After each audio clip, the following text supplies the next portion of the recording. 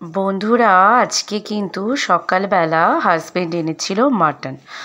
তো হঠাৎ করেই মাটনটা এনেছিল, তো যে কারণে আমাকে আগের থেকে মশলা আমি আর করে রাখতে পারিনি। আমি একবারে মাটন আনার পর মাটন দিয়ে তারপরে কিন্তু মশলা রেডি করতে শুরু করেছিলাম। তো এখানে মাটনটাকে আগে আমি ভালো করে পরিষ্কার করে নিয়ে তারপরে ধুয়ে জল ঝরাতে দিয়েছিলাম। তারপরে আমি এখানে দিয়েছিলাম আদা, কয়েক কোয়া রসুন আর শুকনো লঙ্কা। তো এই আমি একটু পেস্ট করে রেখেছিলাম, তো সেই পেস্টটা দিয়ে ম্যারিনেট করে রেখে দিয়েছি।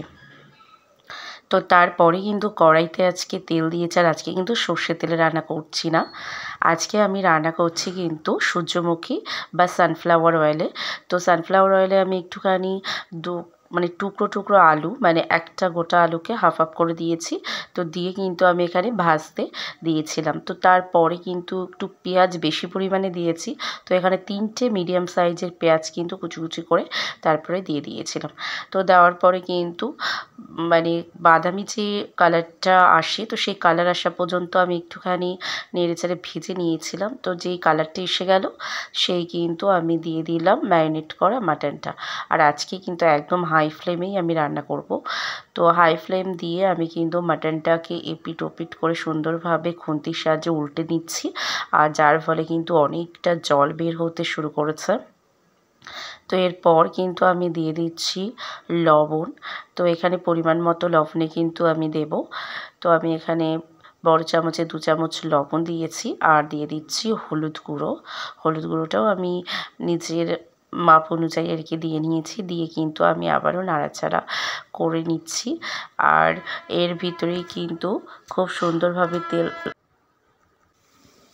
গলতে শুরু হয়ে গেছে। তো দেখো খুব সুন্দরভাবে তেলটা যখন গলছে, তো সেই সময় আমি একটুখানি জল অ্যাড করলাম, আর এটা কিন্তু সেই মিক্সি ধোয়া জলটাই আমি অ্যাড করে দিয়েছি। তো তারপরে কিন্তু এখানে আমি একটা বড় সাইজের টমেটোকে ফালি ফালি করে কিন্তু দিয়ে দিয়েছি। তো দেওয়ার পরে আমি বাড়িতে তো সবসময়ই মশলা তৈরি করে রাখি।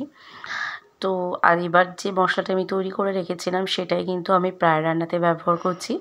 জিরে, ধনে আর অল্প শুকনো লঙ্কা একটু খোলাতে নেড়ে ছেড়ে আমি গুঁড়ো করে রেখেছিলাম। তো সেই গুঁড়োটাই দিয়েছি, আর দেওয়ার পরেই কিন্তু কালারটা এত সুন্দর এসছে। আর তার সঙ্গে দেখো কি তেল বের হচ্ছে, কারণ এই যে মাটনটা এনেছিল খুবই বড় সাইজের মাটন ছিল। তো যে কারণে এরকম তেল গলছিল। তো যে কারণে কিন্তু প্রচুর তেল বের হয়েছে। তো আমি আবারও একটুখানি নাড়াচাড়া করে নিচ্ছি। তো নাড়াচাড়া করে নেওয়ার পর আমি কিন্তু জল অ্যাড করব। আর অনেকে কিন্তু গরম জল অ্যাড করে বন্ধুরা, কিন্তু আমার যেন পার্সোনালি ঠান্ডা জল দিলেই যেন টেস্টটা বেশি ভালো লাগে। কেন জানি না, আমি গরম জলও মাঝে মাঝে দিই, কিন্তু আজকে কিন্তু আমি ঠান্ডা জলই ব্যবহার করব। তো আমি আরও ভালোভাবে একটু কষে নিলাম। তো কষার পরে কিন্তু আমি এখানে দিয়ে দিচ্ছি ঠান্ডা জল। তো আমি একটু পরিমাণ মতো জলই আমি অ্যাড করেছি, খুব বেশি জল অ্যাড করিনি, আবার একেবারে কম না, কারণ আমি একটু মিডিয়াম ঝোল রাখবো। তো খুব বেশি আমি জলেও সেদ্ধ করবো না, কারণ মাটন অলরেডি অনেকটাই কিন্তু সফট হয়ে গেছিলো। তো যে কারণে তো আবারও একটুখানি খুন্তির সাহায্যে একটু হালকা হাতে নাড়াচাড়া করে দিয়ে আমি ঢাকা দিয়ে দিয়েছিলাম। বেশ আধ ঘন্টার মতো ঢাকা দিয়েছিলাম। তো দেওয়ার পরে এই সময় কিন্তু আমি আলুটা তুলে রেখেছিলাম, কারণ আলুটা না নইলে গলে যায়, আর গলে গেলে মাটনের সাথে একদম সেই পের গোলা মতো হয়ে যায়।